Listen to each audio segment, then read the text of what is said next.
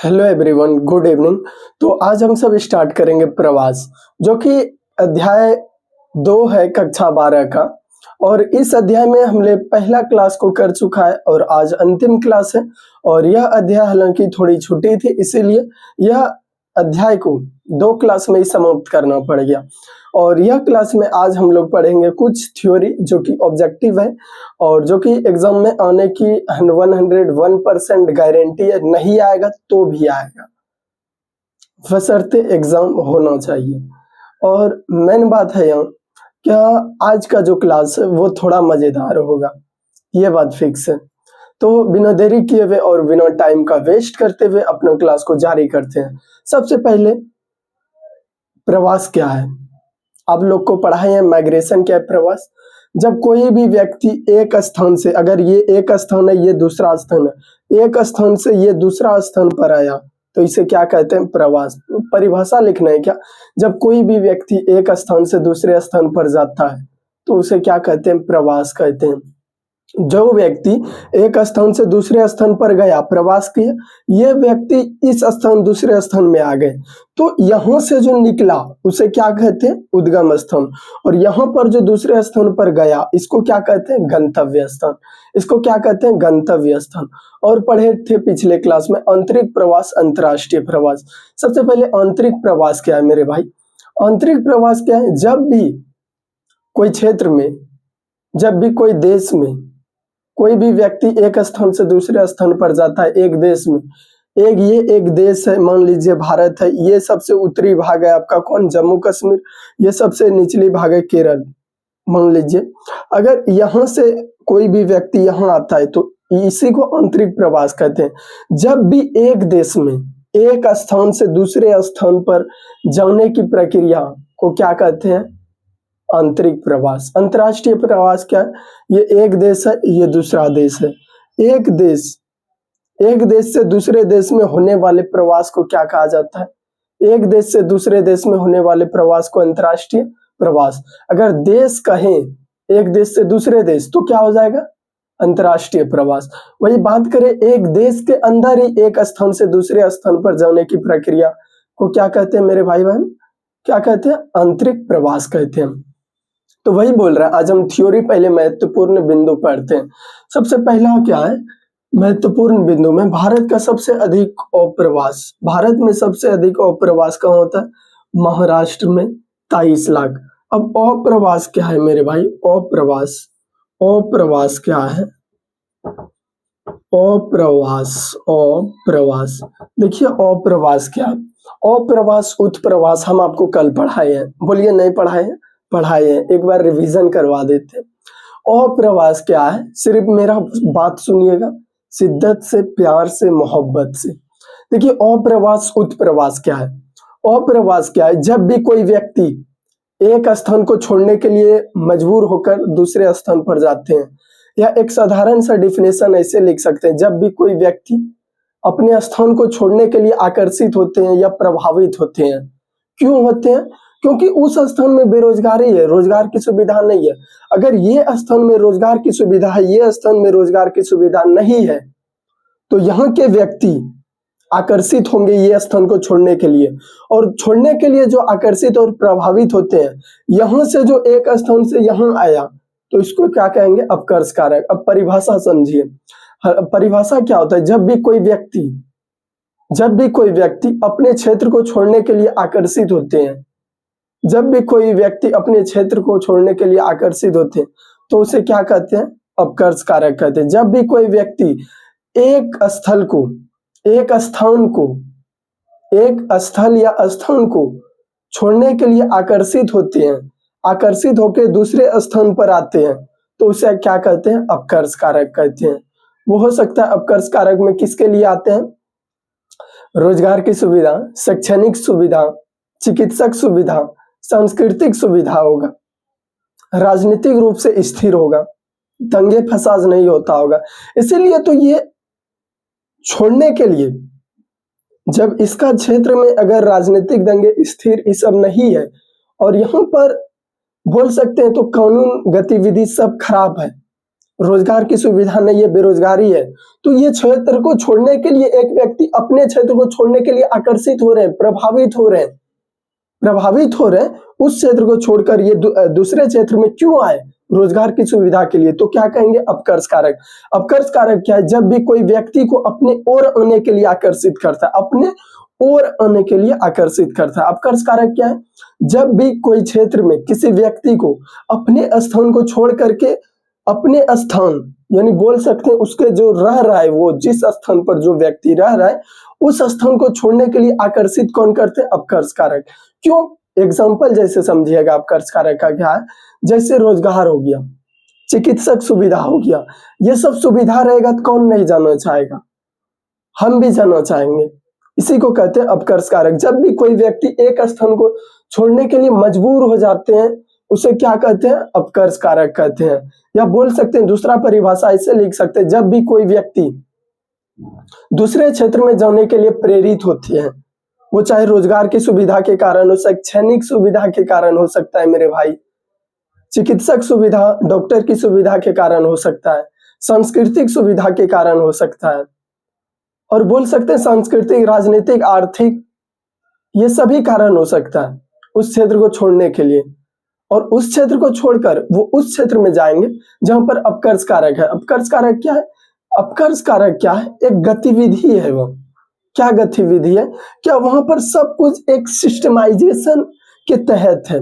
क्या है? रोजगार की सुविधा है, शैक्षणिक सुविधा है, चिकित्सक सुविधा है, और अन्य प्रकार के बोल सकते सुविधा में आर्थिक सुविधा है। रोजगार मिलेगा तो आर्थिक सुविधा, संसाधन की सुविधा है, संसाधन की सुविधा है, वो खनिज का उत्पादन होता है जिसमें वो रोजगार पाएगा, और खनिज उत्पादन की सुविधा है, खनन की सुविधा है। इतना सुविधा होने के बावजूद अगर मेरा क्षेत्र में अगर नहीं हो रहा है ये सब काम, तो हम जाहिर सा शब्द है कि अपने क्षेत्र में नहीं रहेंगे। तो अपकर्ष कारक क्या है मेरे भाई, समझे? क्या अपकर्ष कारक क्या? जब भी कोई व्यक्ति को अपने क्षेत्र को छोड़ने के लिए आकर्षित कर देते हैं। कौन आकर्षित करते हैं? अपकर्ष कारक। एक साफ सा शब्द याद रखना, आकर्षित करते हैं, आकर्षित,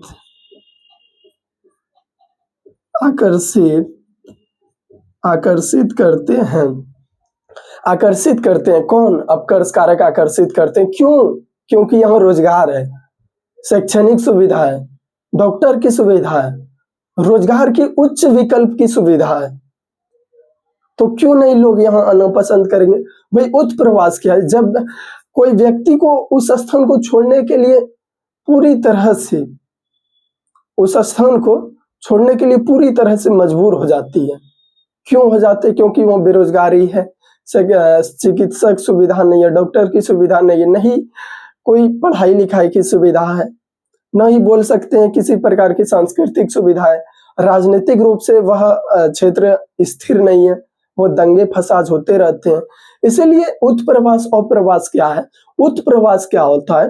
लोग उस क्षेत्र को छोड़ने के लिए आकर्षित होते हैं, उस क्षेत्र से बाहर निकलना चाहते हैं, उत्प्रवास कहते हैं उसे। डिफिनेशन आप समझिएगा, क्या जब भी कोई व्यक्ति अपने क्षेत्र को छोड़ने के लिए आकर्षित, प्रभावित, यानी बोल सकते हैं मजबूर हो जाते हैं, तो उसे क्या कहते हैं? उत्प्रवास। क्यों मजबूर हो जाते हैं? क्योंकि वहां रोजगार की सुविधा नहीं है, किसी भी चीज की उच्चतम सुविधा नहीं है, उच्च क्वालिटी, उच्च गुणवत्ता वाली सुविधा नहीं है उपलब्ध, इसीलिए वहां पर व्यक्ति रहना पसंद नहीं करते हैं। वही बात करें अप्रवास का, तो लोगों को आकर्षित करते हैं अपने ओर आने के लिए। अप्रवास क्या होता है? लोगों को कोई भी क्षेत्र में कोई भी व्यक्ति रह रहे हैं, तो उस क्षेत्र को अपनी ओर आने के लिए क्या करते हैं? आकर्षित करते हैं। क्यों आकर्षित करते हैं? क्योंकि यहाँ रोजगार की सुविधा, आइए हम आपको रोजगार देंगे। कौन बोल रहा है? अपकर्ष कारक बोल रहा है, आइए हम आपको रोजगार देंगे। उत्कर्ष प्रतिकर्ष कारक बोल रहा है, मेरे पास बेरोजगार ही है, आप बेरोजगारी की अधिक कठिनाई है, बेरोजगारी है और महामारी है, हम क्या रोजगार देंगे? अपकर्ष कारक प्रतिकर्ष कारक अगर आपस में बात करें तो एक जाहिर सा शब्दांश निकलेगा। क्या अपकर्ष कारक पहले बोलेगा मैं अपकर्ष कारक, तो प्रतिकर्ष कारक बोलेगा मैं प्रतिकर्ष कारक, अपकर्ष कारक बोलेगा प्रतिकर्ष कारक को। क्या जो भी व्यक्ति के पास रोजगार की सुविधा नहीं है, वो मेरे क्षेत्र में आइए, हम आपको रोजगार देंगे। कौन बोल रहा है? अपकर्ष कारक। तो लोग जाहिर सा शब्द है प्रतिकर्ष कारक, प्रतिकर्ष कारक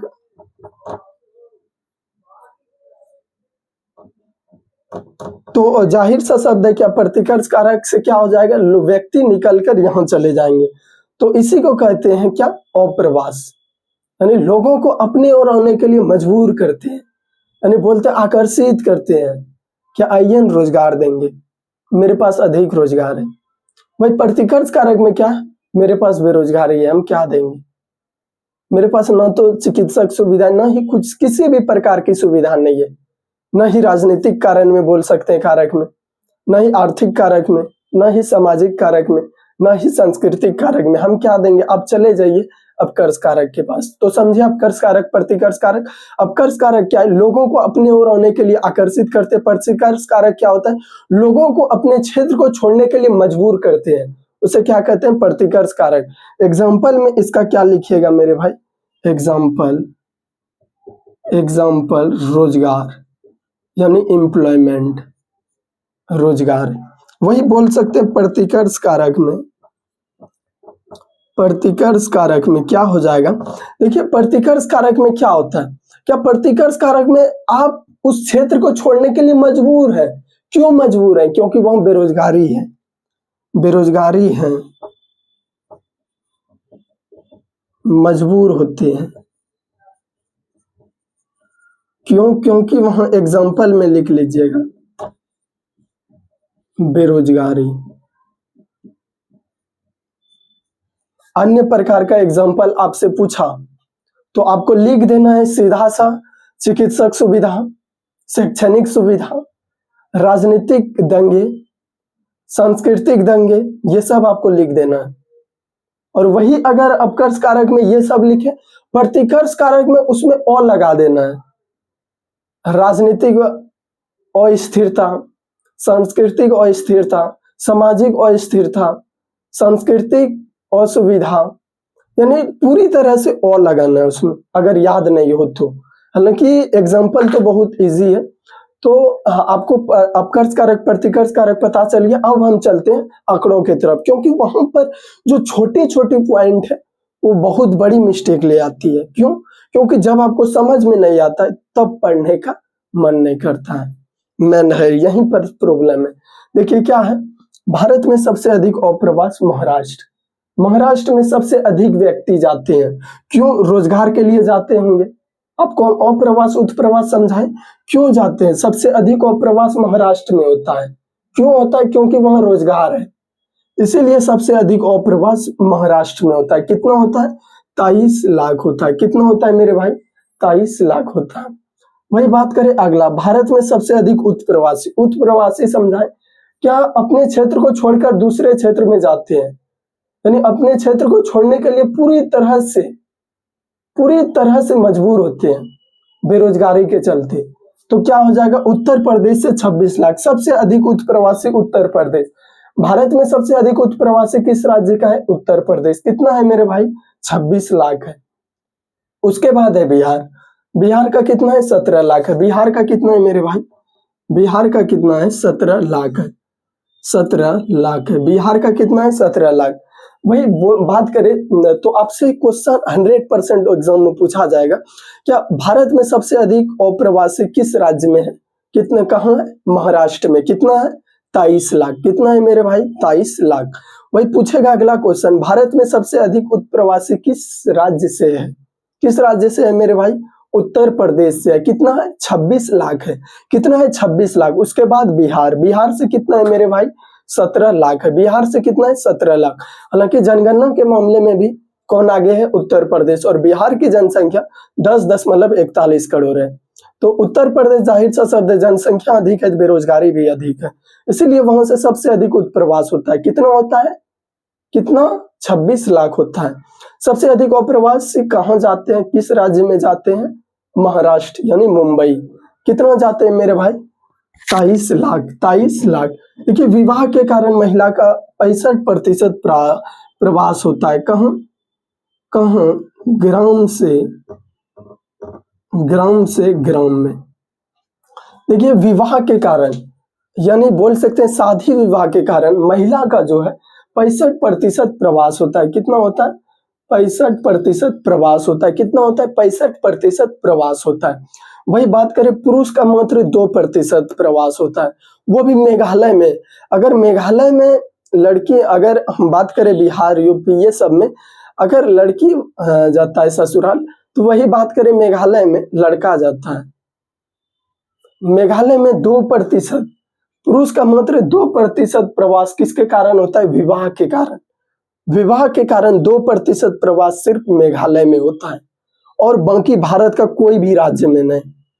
देखिए, विवाह के कारण महिलाओं का तो 65% है, और वही बात करें मेघालय में पुरुष का प्रवास हो रहा है विवाह के कारण। विवाह के कारण ऐसी रीति रिवाज आनी चाहिए हमारे समाज में। वही अगला है क्या? भारत में सबसे अधिक शरणार्थी बांग्लादेश से। देखिए, भारत में सबसे अधिक जो दूसरे देश से व्यक्ति आए हैं वो बांग्लादेश के व्यक्ति हैं, जो कि 1971 में आजाद हुआ था बांग्लादेश। देखिए, बोल रहा है क्या? भारत में सबसे अधिक, भारत में दूसरे देश से सबसे अधिक शरणार्थी किस देश से आए हैं? बांग्लादेश से। कितना आए हैं मेरे भाई? 30 लाख आए हैं। कितना आए हैं? 30 लाख आए हैं। कितना आए हैं? 30 लाख। 30 लाख शरणार्थी आपका भारत में बांग्लादेश का है। बांग्लादेश का है। प्रवास की जनगणना, प्रवास को जनगणना में 1881 में जब संपूर्ण जनगणना लॉर्ड रिपन के शासनकाल में हुई, 1881 में संपूर्ण जनगणना जब लॉर्ड रिपन के शासनकाल में हुई, उसी समय से प्रवास को जनगणना में दर्ज करना शुरू कर दिया गया था। प्रवास को जनगणना में दर्ज करना कब प्रारंभ किया गया था? 1881 में ही। 1881 की संपूर्ण जनगणना के तहत ही प्रवास को दर्ज करना शुरू कर दिया था। वही बात करें अगला, अगला क्या है? भारत के लगभग 2 करोड़ व्यक्ति 110 देशों में फैले। देखिए, भारत का जो 2 करोड़ व्यक्ति है, 1-2 लाख नहीं, 20 लाख, 50 लाख नहीं, 2 करोड़ व्यक्ति 110 देशों में फैले हुए। कितने देशों में? 110 देशों में फैले हुए हैं। वही बात करें, प्रवास का मुख्य रूप से 4 धाराओं में प्रवास होती है। कहां से कहां? ग्रामीण से ग्रामीण। विवाह के कारण कहां होता है? ग्रामीण से ग्रामीण। महिला का जिसमें से कितना प्रतिशत? 65% होता है विवाह के कारण, ग्रामीण से ग्रामीण। अगर किसी का जॉब लगता है ग्रामीण में, तो ग्रामीण का ही व्यक्ति है, ग्रामीण में जॉब लगा तो ग्रामीण से ग्रामीण प्रवास हुआ। वही बात करें ग्रामीण से नगर, कोई भी व्यक्ति जब जॉब लगता है या पढ़ने लिखने जाता है तो अपने गांव से शहर की ओर जाता है, ग्रामीण से नगर की ओर। तीसरा है क्या? नगर से नगर। कोई भी व्यक्ति जब बोल सकते हैं क्या, शादी विवाह भी होता है, अगर जॉब भी लगेगा तो कोई दूसरा शहर जाते हैं, कोई दूसरा शहर में भी जॉब लगता है। जैसे शहर का व्यक्ति कोई है तो उसको शहर से ही शहर में जॉब लगता है, तो वो क्या हो गया? नगर से नगर। और नगर से नगरीय से ग्रामीण, नगर से ग्रामीण।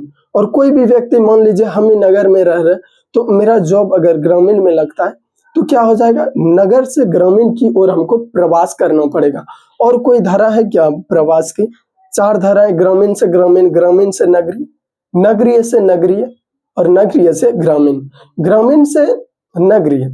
सबसे पहले बात करें हम लोग क्या, सबसे विवाह के कारण जो महिला का प्रवास होता है 65%, वो ग्रामीण से ग्रामीण में ही होती है। वही दूसरा बात करें रोजगार के कारण ग्रामीण से नगरीय की ओर प्रवास होता है। वही विवाह के कारण पुरुष का मात्र 2% मेघालय, पुरुष का मात्र 2% प्रवास होता है, वह भी कहाँ? मेघालय में होता है। कहाँ? मेघालय में होता है। वही बात करें प्रवास के 2 प्रमुख कारण है, कौन कौन सा?